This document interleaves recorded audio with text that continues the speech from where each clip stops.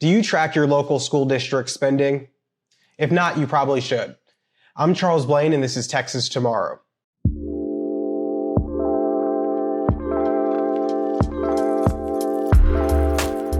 Between bonds, annual budgets, and what seems like a bottomless pit of COVID relief aid, school district spending is up. But it's not necessarily up on things you would think it should be, like things that improve student outcomes. No. Districts often find other innovative and flashy ways to spend your money, but also sometimes they just quite frankly steal it. No matter the bucket of money, like we mentioned, bonds, budgets, or COVID aid, it's all tax dollars or it's borrowed dollars that your taxes are going to end up repaying. So you should definitely be interested, whether or not you have kids in your local school district, but you should want to know how much your school district is spending and on what. So what made me think of this was a recent efficiency report from Houston ISD. They released a report detailing what previous administrations had spent money on, and it just revealed a lot of mismanagement and incompetence. Last May of 2023, the district reported to the board that the per student budget increased 61%.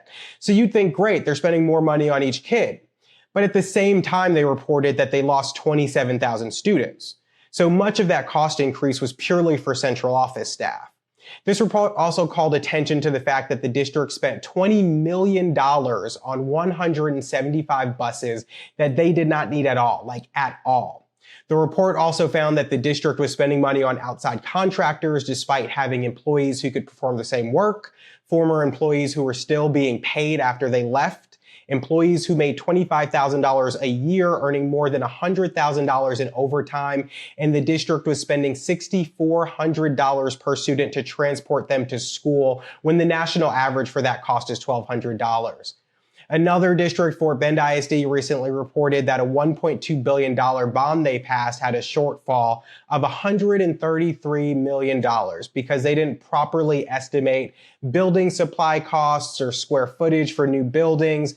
And in another district, Richardson ISD, in 2021 passed a $750 million bond to expand for enrollment growth, materials, new schools, new technology, all of that. But today, barely 3 years later, they're looking to close 5 schools and consolidate other campuses because on average, they have 9,000 vacant seats on any given day. Some elementary schools in the district aren't even at 60% capacity. In 2018, La Jolla ISD built a water park with a planetarium and indoor swimming pool for $20 million. You probably heard about it. It made news all over the state. Well, a few years later, they spent $38 million on LED lights. Well, their board and superintendent were just replaced with an appointed one from the state because an investigation found they were a part of a criminal conspiracy to get millions of dollars in bribes and kickbacks.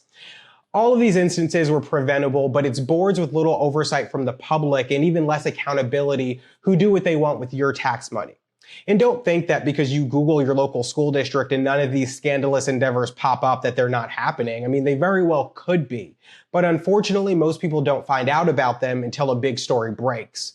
And with more than 1,200 public and charter school districts across the state, it's really hard to investigate them all. That's why you and your own school district have to do it. You need to be aware of what they're doing and why, and more importantly, who.